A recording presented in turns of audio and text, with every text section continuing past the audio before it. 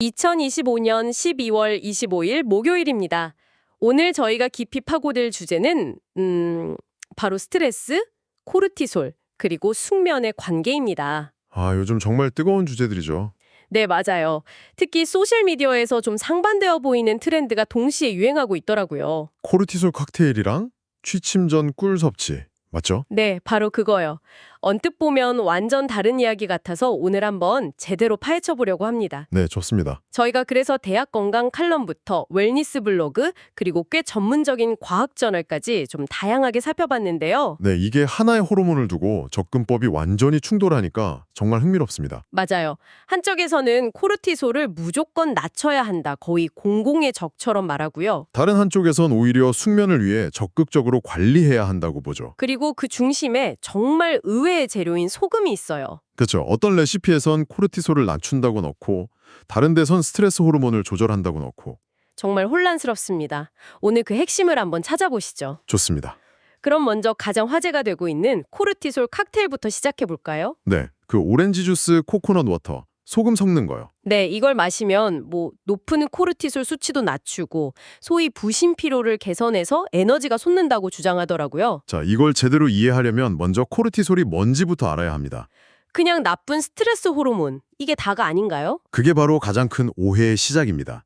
코르티솔은 단순히 나쁜 놈이 아니라 우리 몸의 위기관리 총책임자 같은 역할이거든요. 위기 관리 총책임자요? 네. 아침에 우리를 잠에서 깨우고 위급할 때 쓸 에너지를 만들려고 혈당을 올리고 또 염증도 조절하고 생명 유지에 필수적이죠. 아, 그럼 정상적인 리듬이 있다는 거네요. 그렇죠. 아침에 가장 높았다가 밤이 되면 가장 낮아져서 우리가 잠들 수 있게 해주는 겁니다. 잠깐만요. 그럼 스트레스를 계속 받으면 코르티솔이 높아졌다가 너무 오래되면 오히려 고갈될 수도 있다는 말씀이세요? 네, 바로 그 점입니다. 만성 스트레스 초기에는 코르티솔이 높지만 이게 장기화되면 부신이 지쳐서 오히려 저코르티솔 상태가 올 수 있어요. 그럼 피로감이나 체중 변화 같은 증상이 높을 때나 낮을 때나 비슷하게 나타날 수도 있겠네요. 맞습니다.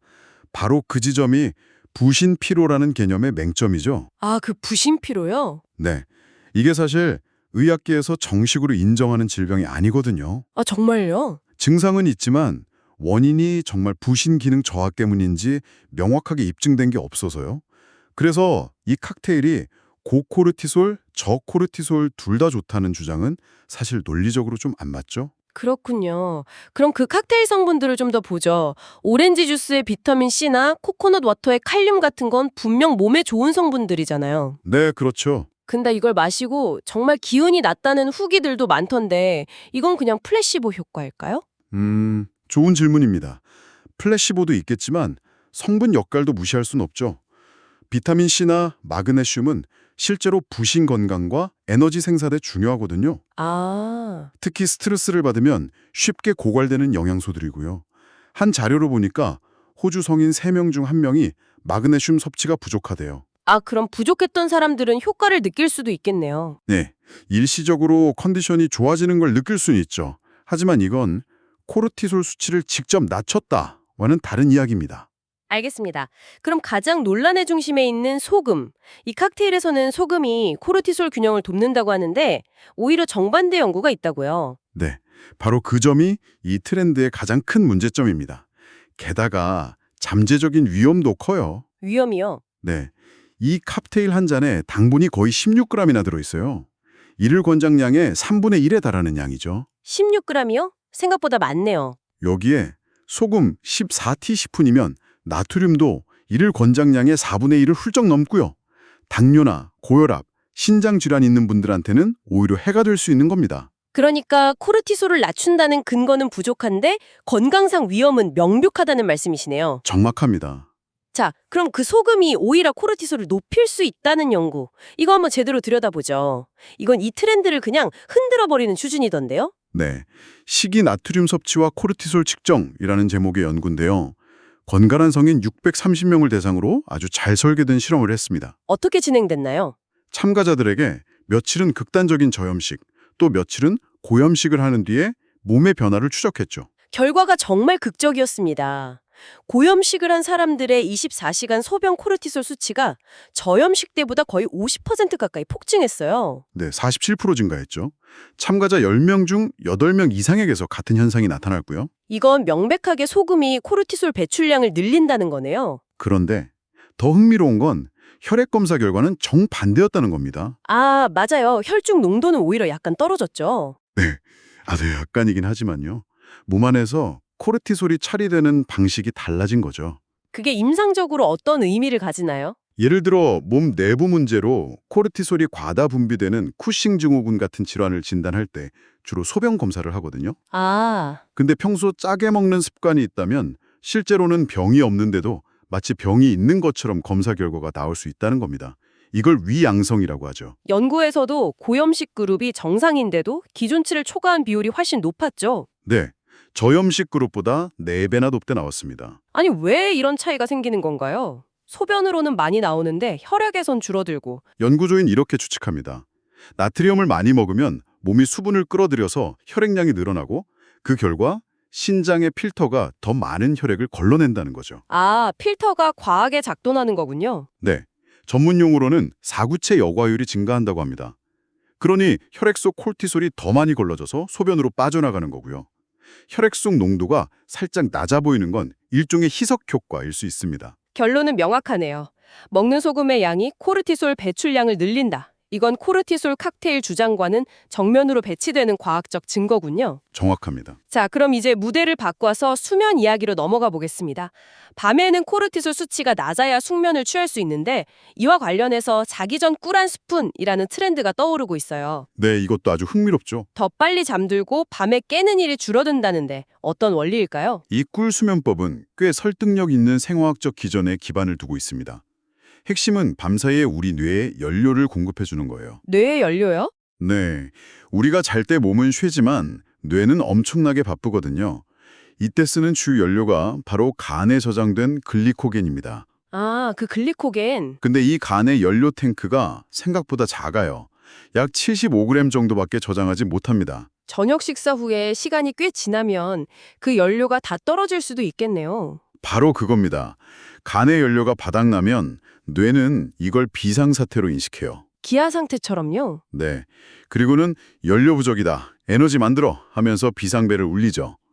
이때 분비되는 게 바로 스트레스 호르몬, 코르티졸과 아드레날린입니다. 이게 우리를 잠에서 깨우는 거고요. 아, 저도요, 꼭 새벽 3시만 되면 눈이 말똥말똥해져서 핸드폰을 보게 되는데 그게 제 뇌가 배고프다고 소리치는 거였을 수도 있겠네요. 충분히 그럴 수 있습니다.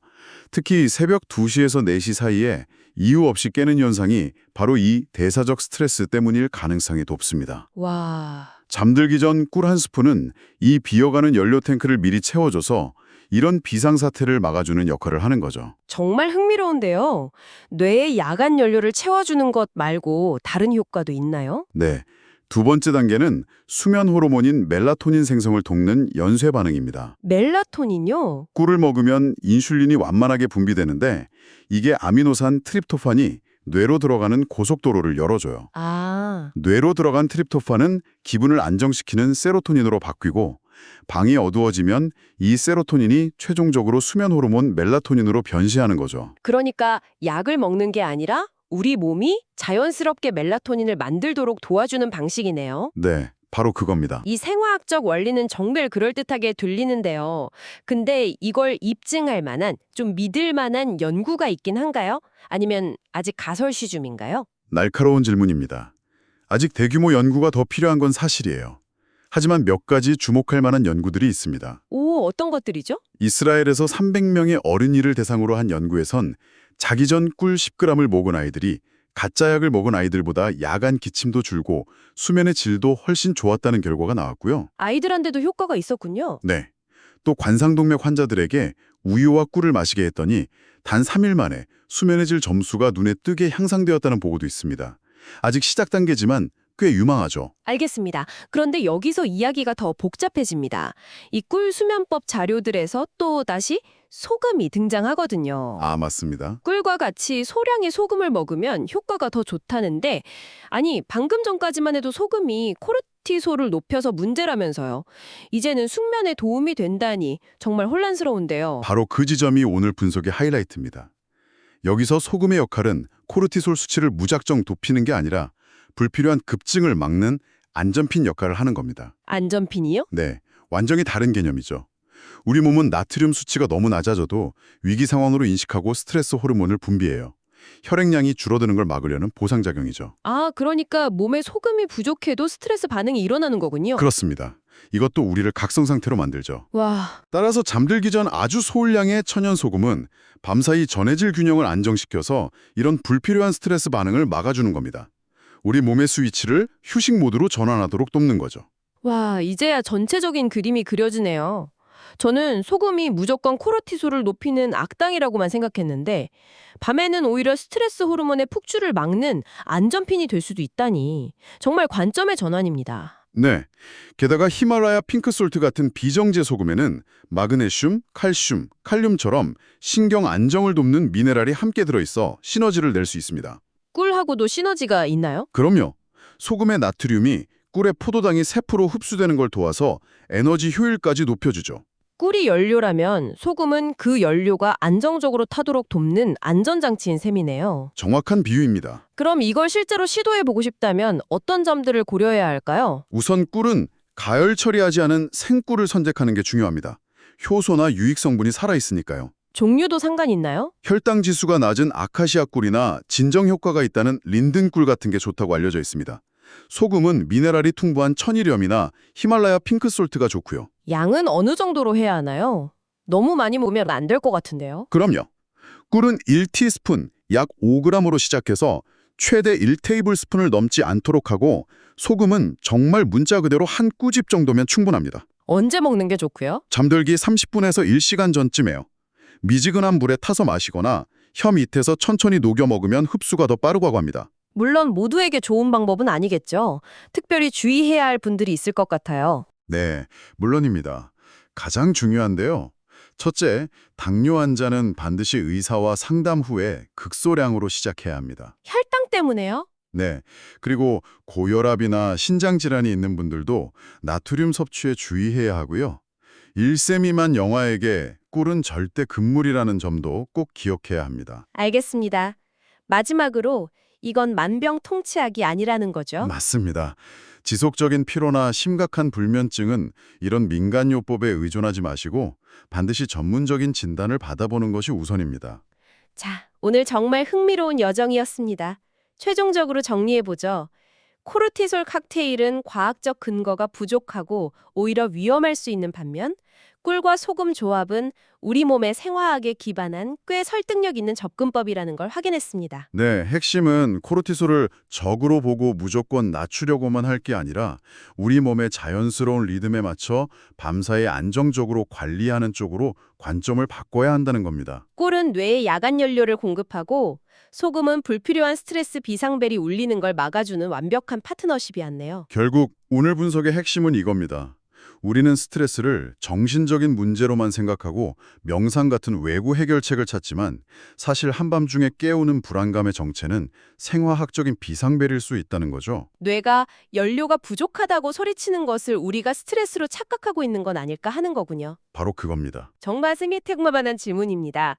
마지막으로 이런 생각을 던져봅니다. 소셜미디어의 화려한 건강 칵테일 레시피 속에서 우리가 정말로 놓치고 있는 것은 어쩌면 우리 주방 찬장에 항상 있었던 꿀 한 스푼과 소금 한 꼬집에 담긴 아주 기본적인 생화학적 원리가 아닐까요? 당신의 몸이 보내는 신호를 해석하는 열쇠는 생각보다 훨씬 가깝고 단순한 곳에 있을지도 모릅니다.